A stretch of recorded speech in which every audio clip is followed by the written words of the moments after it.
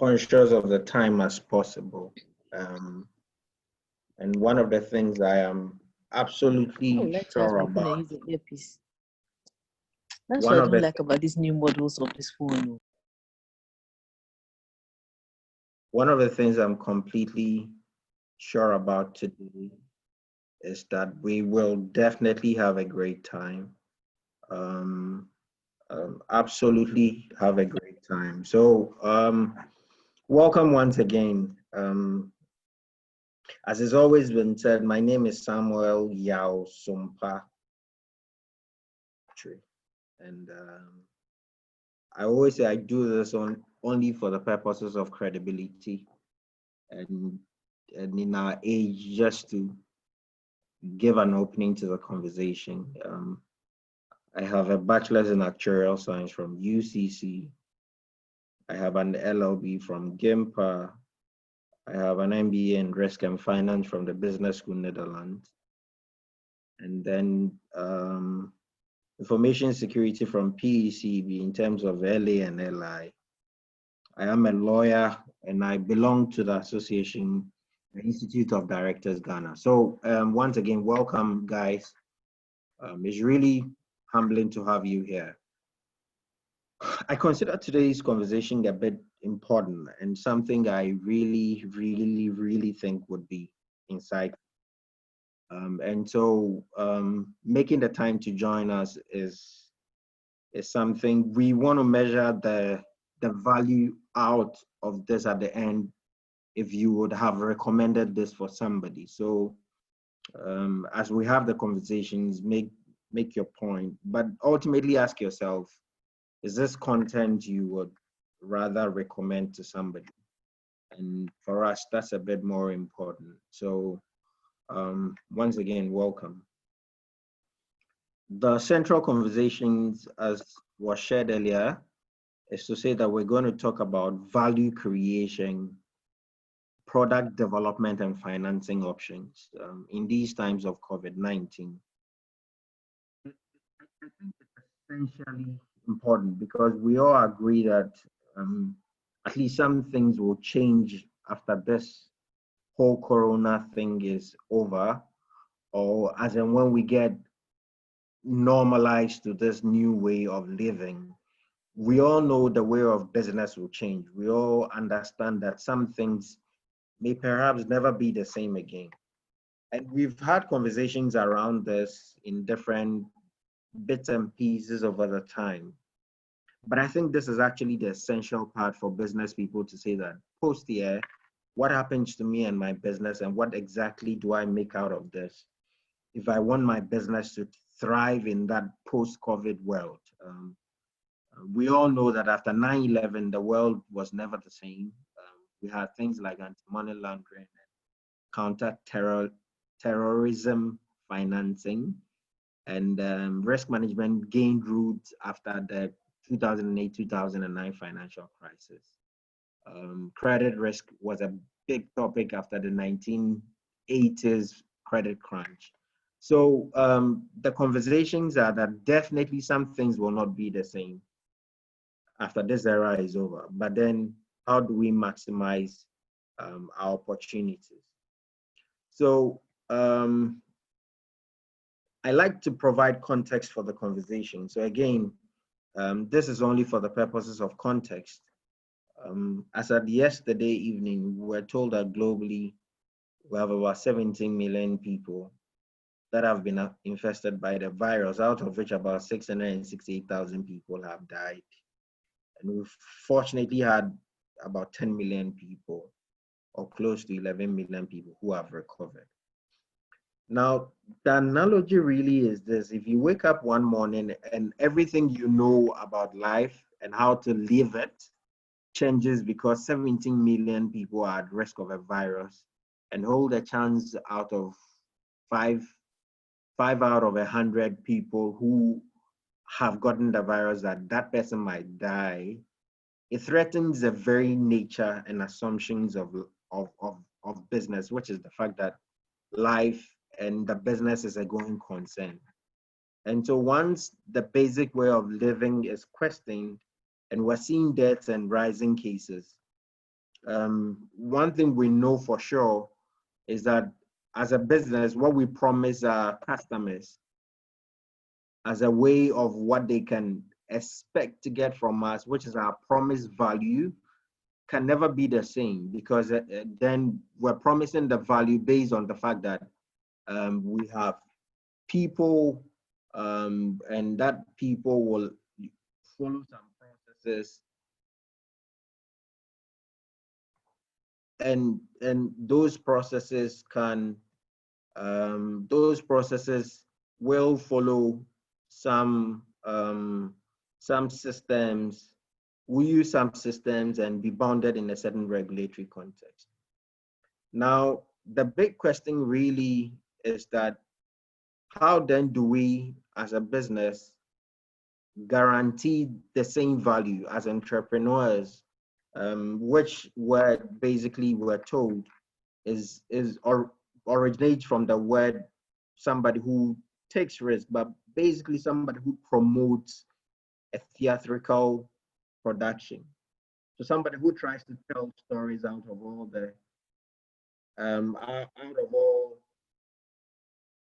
all the mess, right? So the big question is, how do we really look at the conversation going forward? Now, I think it's foundational that businesses understand that the basic thing we're dealing with is a threat to human life, which has affected systems and processes. And because of that, the regulatory context is changing. And once these four factors of production is affected, our promised value ultimately will be affected as well, right? But the real big question of value is this, and for all of us listening, the big question is, would you find value in a diamond or water? Is diamond more valuable or water is more valuable? Now, that's the essential question at the pursuit of value post COVID-19. This is actually a known discussion by Adam Smith in his conversation about what he called the paradox of value. Now, the real question basically is, if you're in a game show and you're asked, what do you win if you're asked the question? Of course, you would say you want a diamond, and you want a diamond. Why? Why not? But if you happen to be on a desert, you ask the same question, would you want a diamond or water? Your answer would invariably be different, because you're on a desert, and what you're looking for is that which survives you. So it appears the same items of diamond and water is valued differently by the same rational person, depending on where he sits or where he is at any point in time. Now, please don't forget that the same business or the same value you've always been providing in different contexts will be valued differently, right? And so in different contexts, you must find value that is fitting for the day. And so the questions of, if diamond we believe is precious and is valuable, but for somebody who perhaps is on the desert, a diamond means very little, and he will perhaps exchange all the diamonds he have for water, then we basically should understand the fact that in this paradox, there is actually no inherent value. The big question is, we value things based on their exchange or use value. And I think this is extremely important. Our conversation today is finding value, product development, and financing options, right? And so at the very heart is the quest for survival, right? And so people would do everything that is necessary, would find value in use, value that is naturally available for use because it's relevant to their lives now, right? So at the heart of all conversations of value is that value that protects survival or that guarantees survival. But beyond that survival, we're told are values that guarantees community, right? So people tend towards community, and then in that community, that value they gain from the community will produce invariably satisfaction, which is what they want, a certain feeling of having been fulfilled, a certain feeling of having been seen, which is satisfaction.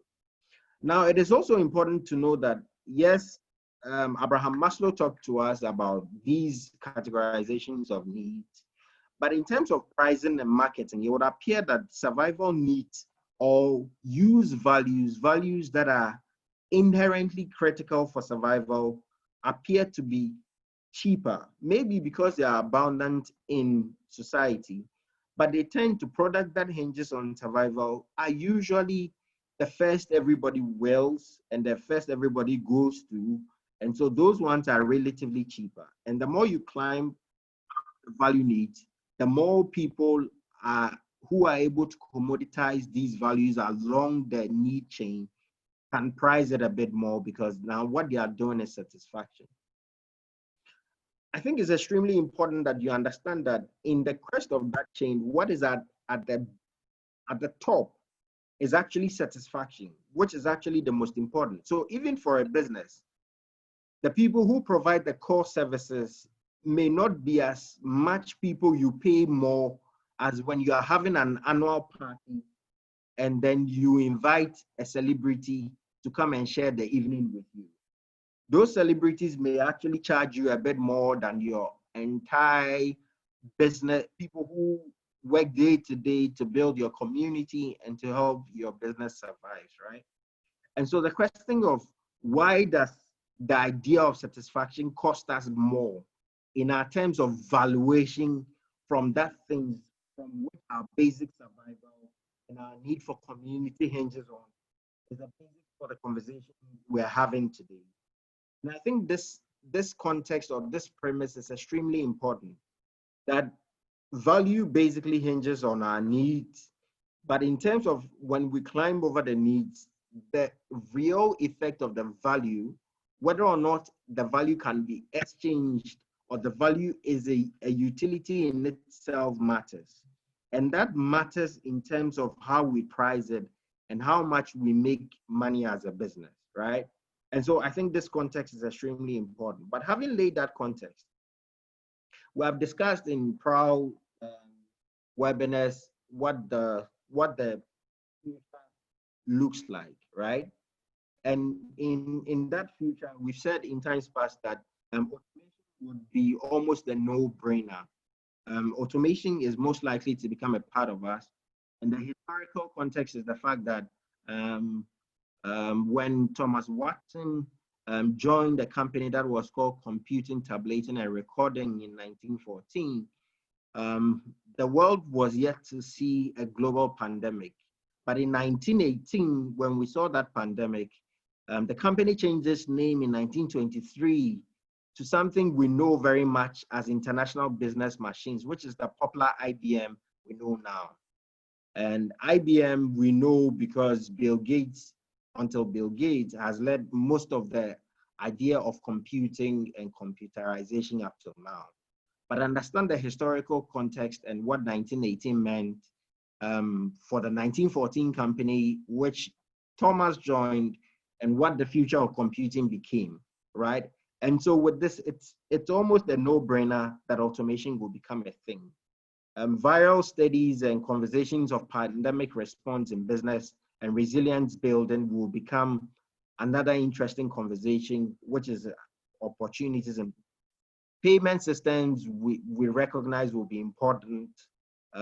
We also recognize logistics and movement and distribution will become an important business. We also have said that the new way of doing business may never be the same again. The way we do business and the nature of work as we know it now, which was a product of Frederick Taylor's thinking in the early 1900s, that nature of business again became popular because a lawyer by name Louis Brandeis made it popular.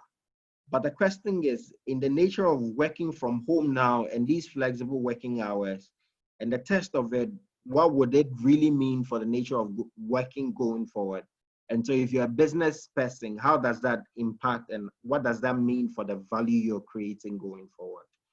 The last thing we've said is that is it possible that we'll see the changes in global politics?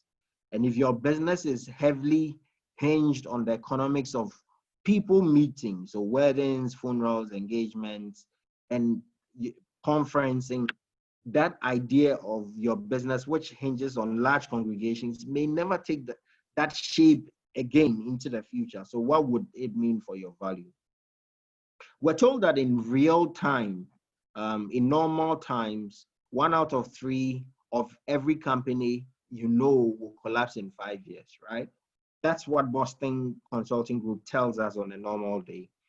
The big companies now in 5 years' time will either be taking over or will merge or some form. 1 out of 3.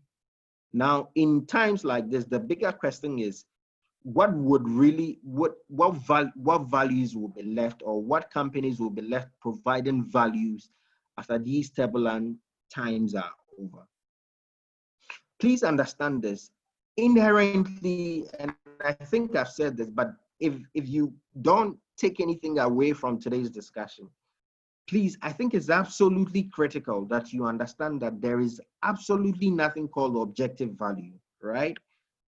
And everything your business provides can range from a view of value to that which is not, because there is actually no objective value, and we cannot know how subjective value is based on fabrication. Now, the bigger point being made is that as a company, you always thrive on what you use to generate money, which is the value you exchange to other people.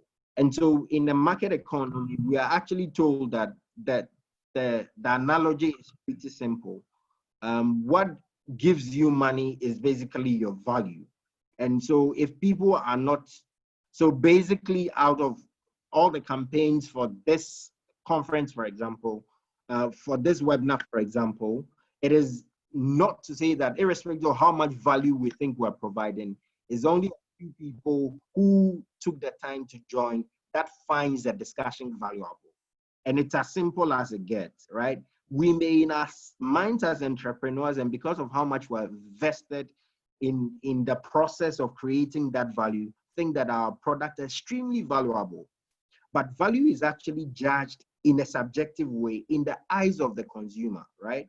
And so for you as a business owner, your asset really is what people are willing to exchange what they consider valuable for. To the extent that no one is prepared to exchange anything for your value means that you probably don't have any asset.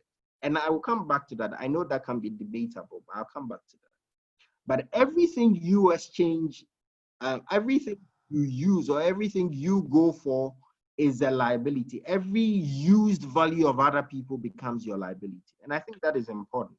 And so in times like this, as we reassess the nature of business, it's important to ask yourself, what value or how many people still find value from the things you're providing, and what are you utilizing as a means of value? Now, if you're able to appreciate the principle of the objectivity of value, then we can realign going forward, because then nothing is really stuck. Everything, there's a certain subjective view of the consumer is what the consumer or the person using your value finds. And that's the most important thing we will say today, that irrespective of whatever you produce as a business, using people, processes, systems, and value, your value is actually inherent in how many people are willing to exchange that. So how many people, so you can't say you have an asset unless people are willing to find an exchange in that value.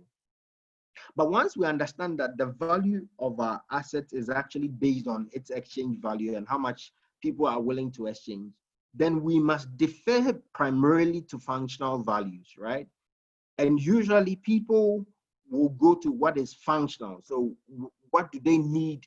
Again, don't forget the chat. What do they need for survival before they can think of what they need for community, before they can think of things like satisfaction, right? So in times like this, people would automatically revert to values they consider our primary product. So primary products are things that people automatically defer and see as only relevant to the fact that it helps their survival. And for a business, it is absolutely important in these times that you define your business to contain a product that guarantees people primary survival, right? These conversations by Innovare and ourselves are intended to help guarantees people's business survival post this conversation. And so in our view, these are actually primary products, right? But the question is, in terms of its primary, it's not defined. How primary it is defined by the consumer, who then ascertains whether or not it's important for their survival or not. Yes, once you can establish that that product is necessary for your survival, then the question of what can be complementary relevant for business. And so now we can answer the question of, okay, what can we build complementary to the primary product? Then we can begin to think about connections, building a community around that product, right? And so that community we build around that product, again, climbs up that pyramid, which then helps us build a community that keeps the product going. And then how do we service the product as and when the product ages? And then product information and satisfaction becomes the last consideration in any product development. And so the first thing we're saying is that value is subjective, but the subjectivity of value is based on the exchange value or the use value consumers find. So a consumer must be able to find that that value guarantees their survival primarily as of use, or helps them build a community if their survival is guaranteed, and then they can think about satisfaction as and when they can exchange that for another value. And so once we ascertain that is the basic nature of value, we're saying that as an entrepreneur, what we should be focused on now primarily is how then do we design products that are primary to aid people survive, because now the question of the economic hardship and the questions of survival is that which is at stake. So how then do we guarantee survival, right? And then how then does our value we are promising help people build complementary products as and when they move up the chain, and questions like that. I will say at this point that it is important that we ask ourselves essential questions as we begin to develop products for times like this. The first question we should be asking is that, yes, there are a lot of uncertainties in business, and as and when businesses become uncertain, the most important question we should ask ourselves is, how will the product look like in the future? Every product that is designed that is inherently lacking of a view of what the product will look like in the future is inherently bound to fail, right?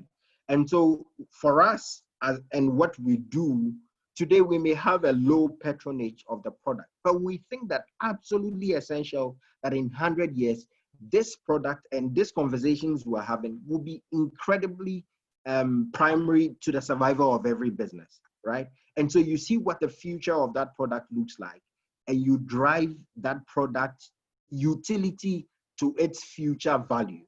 Now, the second question that is important is, if somebody had unlimited resources and found value in that which you're providing, and the person intended to provide that same value in a competitive world, what would they do of that product? And that should become your vision of the product, the value you're providing, for which you can then tender toward.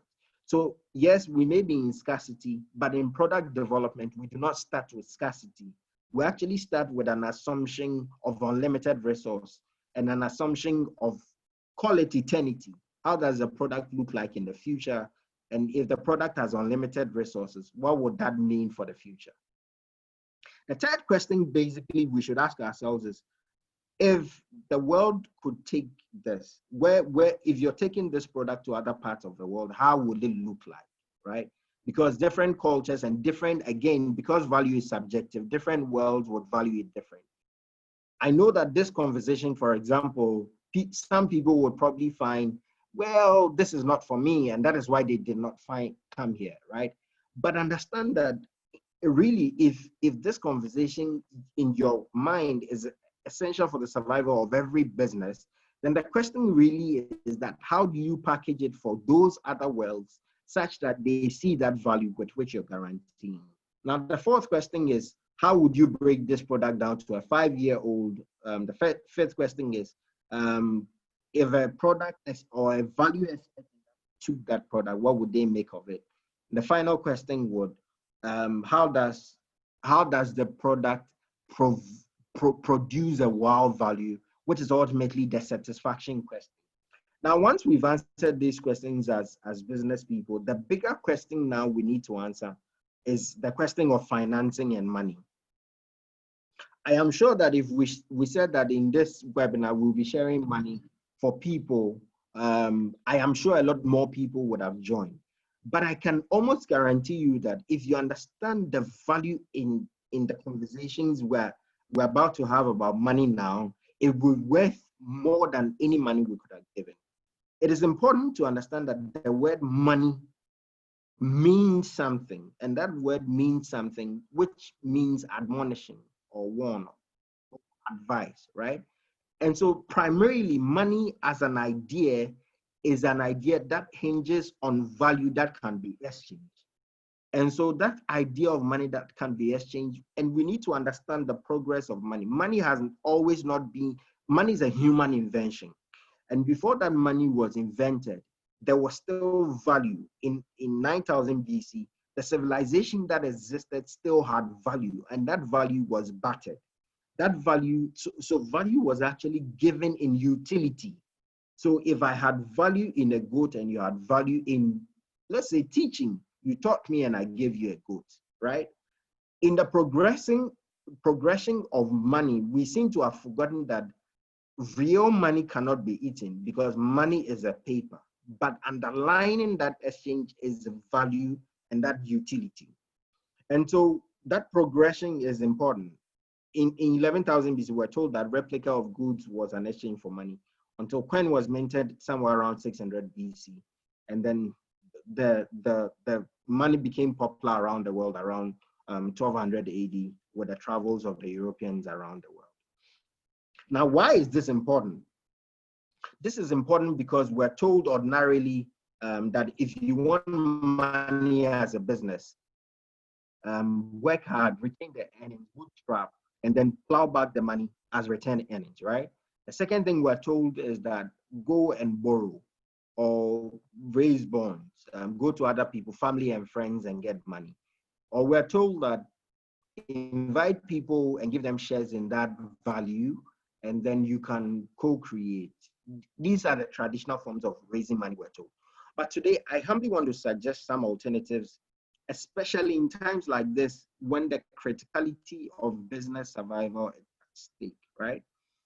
Now, the first thing I would say is that the value is as important as the person who carries the value. And I wish I could repeat that again. Every value only matters to the time that somebody has exchanged the primary resource of life, which is time, to build the knowledge, character, understanding of the business, a market, a certain resilience and sustainability to provide that value. Every single business you can understand starts with an entrepreneur, right?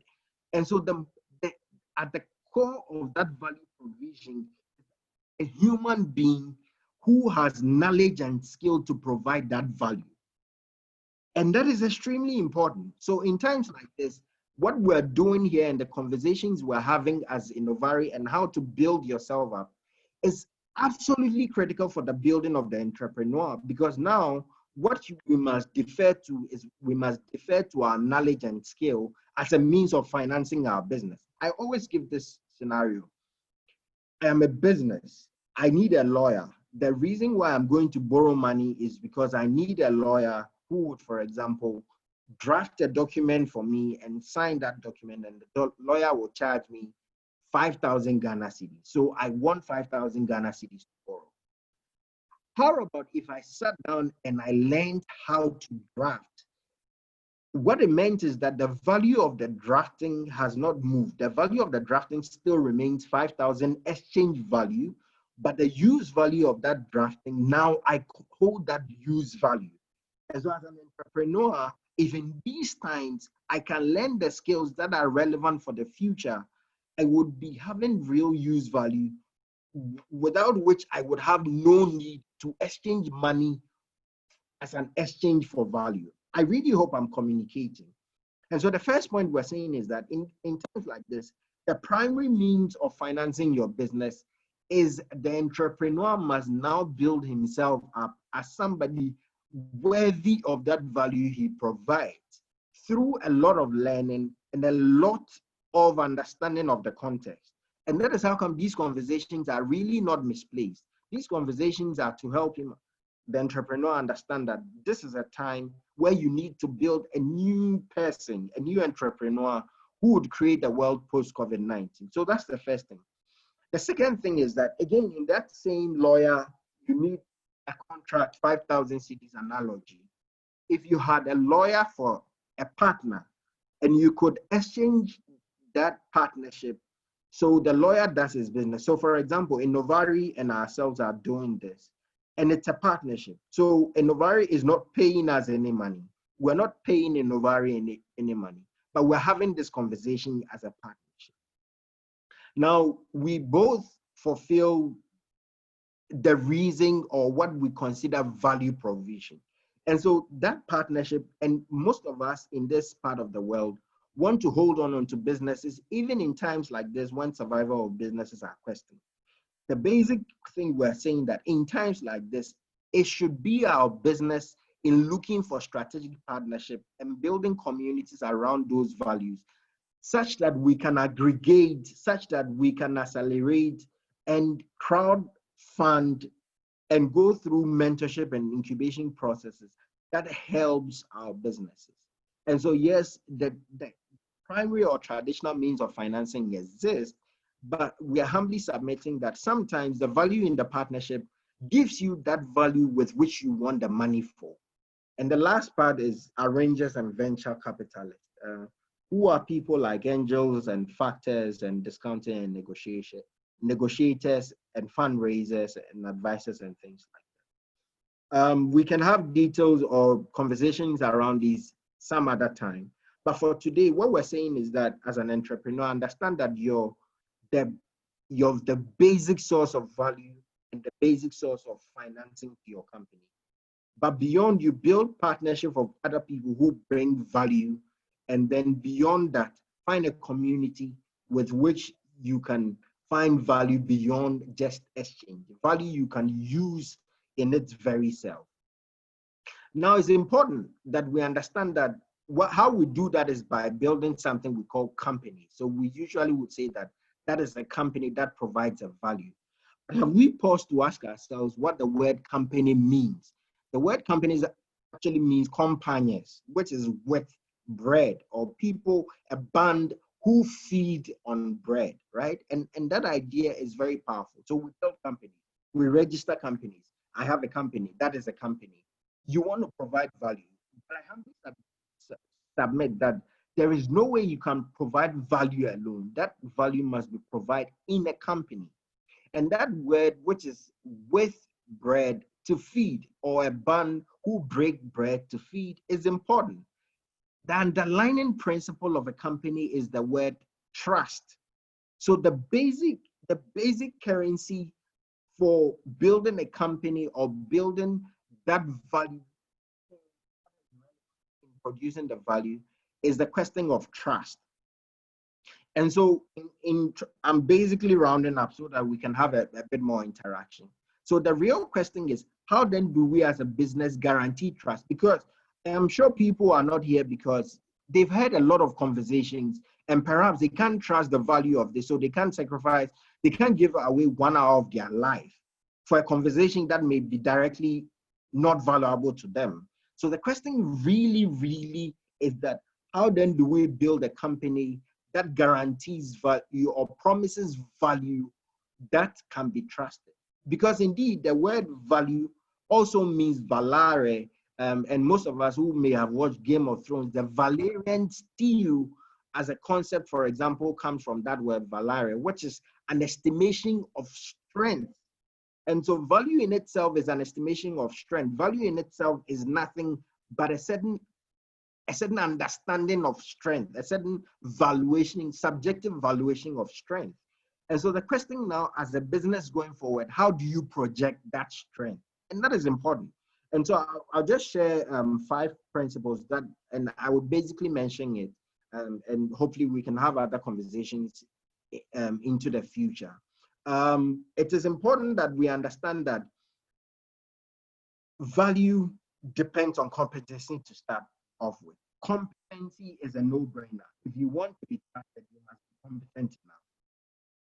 But the question of competence is enough. There is a very interesting philosophical thought experiment, which is called the Mary's Room experiment, which actually says that if Mary lives in a room that is gray, has no shade of color, and Mary has never seen a color, works on a laptop that is black and white, Mary knows nothing about color, but has learned everything about color theoretically.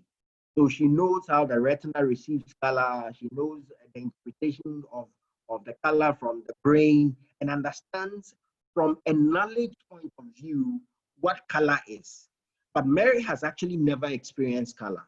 The question for philosophers is, one day, if Mary's laptop malfunctions and shows an apple, which is a red apple, would Mary indeed know, or would Mary have the experiential knowledge that is borrowed from her taught knowledge that gives her credence to say that she knows colors?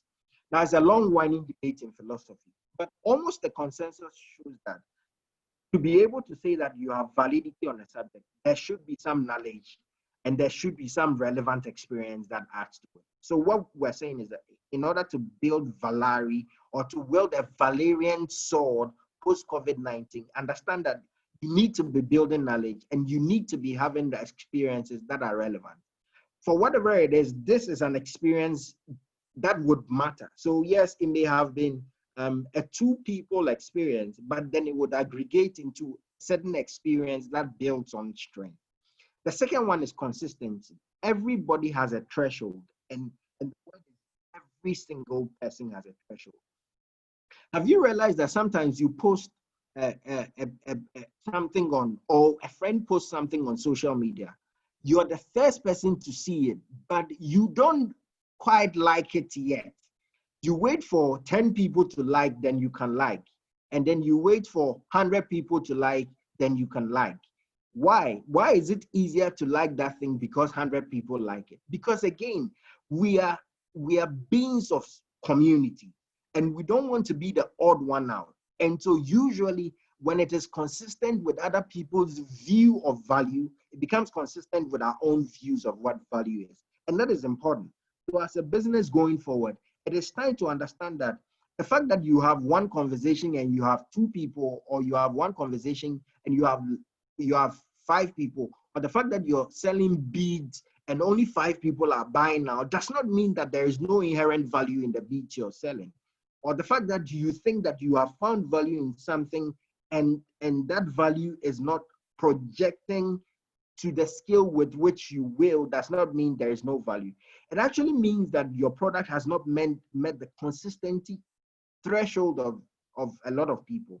And so we usually say be grateful for first joiners, first movers, people who would always, so like the people today who would join us if even it was for nothing at all, because they have found some value when the rest of the world can't see it. And those are the people you should treasure as a business. And so, but how do you improve consistency? Build a bit more passion, build grit, understand that people have different minimum thresholds. And the fact that you have started value doesn't mean all the 100 people will like it today. 10 people made today, but tomorrow it will be 20. Don't cry that it's not 100. It's a threshold for different people. That day, for the 100 people, threshold would come. So keep doing that work. And if you are consistent enough, you would win strength, for which we say that means value. The third one is integrity. No one wants to deal with somebody who is a fool, or no one wants to deal with things that, so it has to be legal, it has to be legitimate, and then it has to feed into a certain sense of morality and a certain sense of universal good. Now, network nodes means that if a lot of people aggregate towards a network, it becomes more important. And so the more you do something, you can get a lot of people liking it and a lot of people thronging to that thing, the more people associate strength and value with it, and ultimately satisfaction. These are principles we can explore into details later. But for now, those will be some principles that I think are important. Now, really, what is the summary of the matter? The summary of the matter is to say that every business must have an idea, which is actually a subject, what we call naive realism. And so from your naive and subjective view of what the world is, you think something is valuable, right? But that which as a business you think is inherently valuable does not mean that everybody will see it as valuable or everybody should see it as valuable. But you must go through a process of building trust, which is the idea of building a company before you can get money. So it's a sequence. And I think COVID provides us that critical place where we can test our ideas, where we can build trust for the world after to receive money. And so in all, this is really the summary of everything I want to say. And this is the whole idea for which we are having this webinar. The simple idea we're sharing today is that whatever idea you find, don't write it off. Don't think it's foolish, because no idea is actually good in itself. Every idea is inherently subjective. But if you can build a company or trust around that idea, you can perhaps make money. So overall, that's our discussion. Again, as I always say, I'm an author of 2 books. Books, again, I'm inherently convinced will give you value. And I hope that you can trust us and you can come around this value. The first one is called Fate of System Thinking, which talks about how to build a business from a resilience point of view, lessons from the collapse of some banks in the banking industry. And the second one is a conversations around leadership and the life of Uncle White. And so this will be our conversations. Please reach out to us. My email address is sumpa@africalearn.org. Sumpa@africalearn.org. That's my phone number. I write under the name Yao Sumpa. If you Google Yao Sumpa, you'll find a few opinions on various platforms you can share. And then if you're here, a social movement platform is called Africa. And we kindly entreat you to join us. Help us as we help each other build a mutually lasting trust that can really change the narrative for the African, because there is real value to be given to the African. And we really need that through partnership. And so our simple idea is that the African is inherently nobody's inferior. And the African is capable of building a world that has dignity and reverence and prosperity. And that is our simple idea. That's what we live for, right? And so if you really think that this idea is worth it, it is our prayer that you build trust with us as we aggregate towards the future. So that is basically my presentation for today. Thank you so much for joining. We'll have a few minutes for discussions and interactions and questions, if anybody has any of such. Otherwise, that would be us for today. So thank you once again for joining. We see you all, and we really do not take your patronage for granted. We have nothing but deep respect and love for you. So thank you so much for joining. And then we hope you have some questions to make the next few minutes interactive. So if anybody has a question, you can put it in the chat box, or you can unmute. We can unmute and then have a conversation. Vida says no idea is foolish. Great. Yes, Vida, indeed, no idea is foolish. Every idea is inherently subjective, and it is based on what trust you can build around your idea.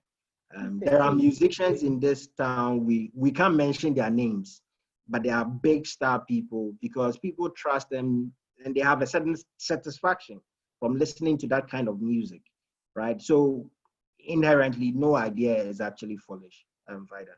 Yes, so if you want to say something, you can unmute yourself and then have a word or type your question in the chat box. Otherwise, thank you so much for joining us. Are there any questions? So we have Aaron, we have Afua, we have Albert, we have Arnold, we have Asante, we have Collins, we have Osebonsu Collins, we have Henry Lai, we have Joanne, we have Kweku, we have Lionel, we have Mante, we have Mausi, we have Vida, we have William. So we're about 20 people. Yes, any questions, any comments?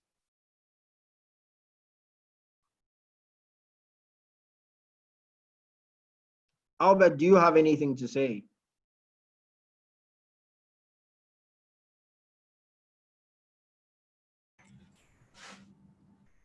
Hello? Yes, we can hear you, Albert. No, nothing from our end. I just want to say thank you to everybody. It's an honor having all of you joining in. Feel free to join us every week, every Thursday at 2 p.m. And follow our YouTube page for all the other webinars that we've done and continue to do. I think you can watch the videos. We'll be uploading this video also onto the YouTube page. So feel free to visit our YouTube page, Innovare GH. Innovare GH. You would also have access to all these videos on our website, www.innovarelearning.com /Adesa. You would get all the videos from there. So thank you very much, and we look forward to having you again next time. Thank you. All right, and thank you very much, Albert. So Mao Sino says, thank you, I learned something new. Thank you. It's good to know you learned something new. Arnold said, thank you so much. Arnold, thank you too for joining. Colin says, great presentation as always. Keep it up. Thank you very much, Collins, for the faith and trust. So I assume there are no questions at this time. As Albert said, we also share it on our Africa Learn YouTube channel, and then we'll share it around. So I guess there are no. We would like to thank you once again for participating, and it was really an honor hosting you. Have a good afternoon.